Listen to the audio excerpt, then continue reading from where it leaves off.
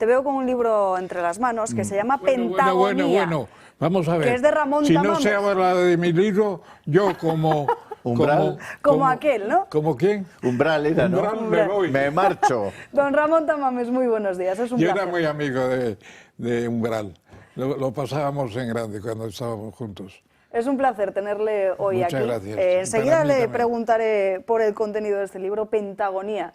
Me sugiere muchas cosas el nombre del mismo, enseguida le pregunto pero antes, es que han pasado ya 2 años. ¿Quién lo diría? De aquella moción de censura que usted también protagonizó, Sí. que fue un actor clave. No sé si España considera que ha cambiado realmente desde entonces, si ha empeorado o si seguimos bailando sobre ese mismo tablero, aunque con unos peones un tanto diferentes, ¿no? Bueno, yo creo que estamos peor. Políticamente estamos mucho peor. El gobierno está mucho más acabado. Cuando yo intervine en la moción de censura, le dije a Sánchez que tenía el síndrome de la Moncloa y que me preguntó no sé quién, ¿y qué es ese síndrome?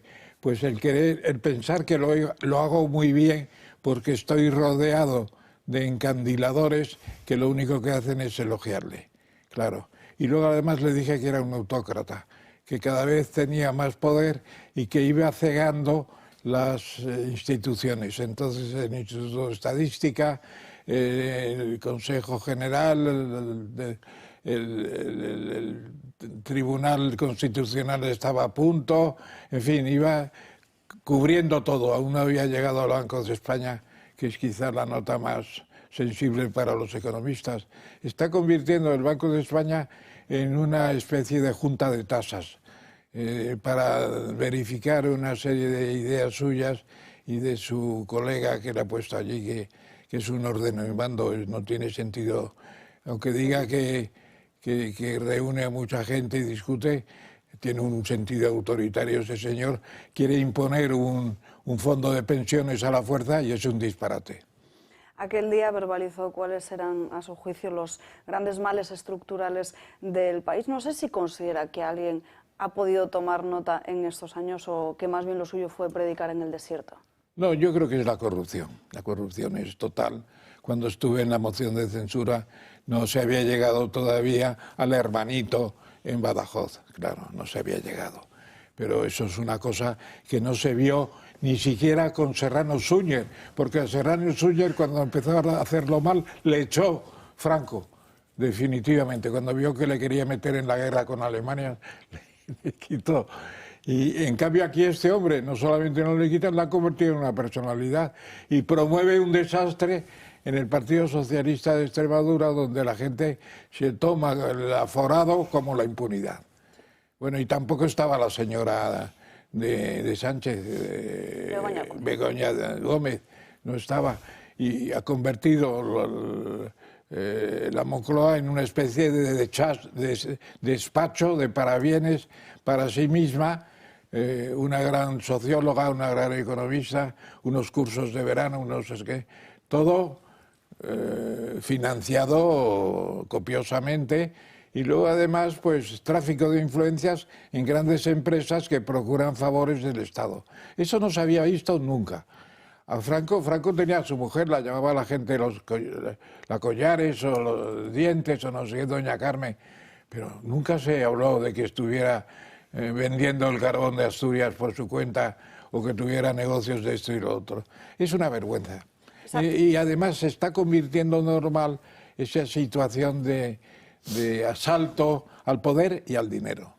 Tampoco se había visto nunca, usted quizás lo recuerde, tiene mucha más experiencia en toda la historia de la democracia, pero ciertas argucias, el retorcimiento de la ley, del reglamento y del marco que nos recoge a todos, que es la Constitución, y llama mucho la atención porque estos días hemos estado leyendo cuál va a ser el argumento del Tribunal Constitucional para avalar esa ley de amnistía. No sé cómo valora precisamente ese argumento de que se puede hacer y legislar todo aquello que la Constitución no prohíba de manera explícita.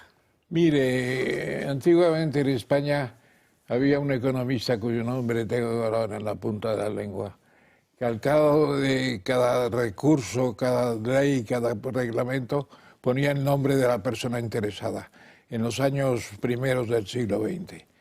Hoy se podría hacer lo mismo, es decir, poner las personas que están coaccionando y consiguiendo los favores del Estado, las ventajas, toda esa corrupción se puede ordenar, está ordenada, supongo que habrá en los partidos políticos de la oposición, y solamente hay dos en realidad, pues un registro de todo eso. Bueno, eso no se había visto nunca, tal acúmulo de fraudes de ley. Por ejemplo, el fraude de ley de Badajoz es una especie de tomadura de pelo. La ley de amnistía, bueno, con nombres y apellidos, es para salvar de una vez a un especulador y a un delincuente como es el señor de Junts por Cataluña, ¿no? ¿Cómo se llama? Carles Puigdemont. Puig. Puig. Puig, sí. Para los amigos Puigdemont, para los amigos Puig. En definitiva, se han apropiado del aparato del Estado y se están apropiando del lenguaje jurídico y están cambiando la Constitución sin pasar por el título 10º de reforma de la Constitución, que es muy complicado para que no se hagan estas cosas, pero si el Tribunal Constitucional no pone un veto y además ya no se admite ni siquiera la crítica del Supremo, pues entonces estamos perdidos. Mira, yo he citado el artículo 8 de la Constitución, que no cita casi nadie, y son las facultades de las Fuerzas Armadas. Dice que las facultades de las Fuerzas Armadas es la defensa de la integridad territorial, la independencia, el orden constitucional. Y dice que eso lo decidirá el rey. Se supone que lo decidirá el rey porque en las Fuerzas Armadas el comandante supremo es el rey. Pero no lo dice, y dice se desarrollará esta ley oportunamente. No se ha desarrollado. Es la cláusula más importante de la monarquía parlamentaria en la Constitución, y la gente no habla de ello porque tienen como miedo a una intervención militar. No, señor, es una intervención que tendría que ser de restablezca usted la Constitución y no la tergiverse más, por favor. En este panorama, y ya le dejo a Julio, ¿qué necesitamos? ¿Unas nuevas elecciones o quizás una nueva conciencia? Porque hay muchos que se temen, muchos que nos tememos que volver a acudir a las urnas no va a cambiar mucho el panorama español.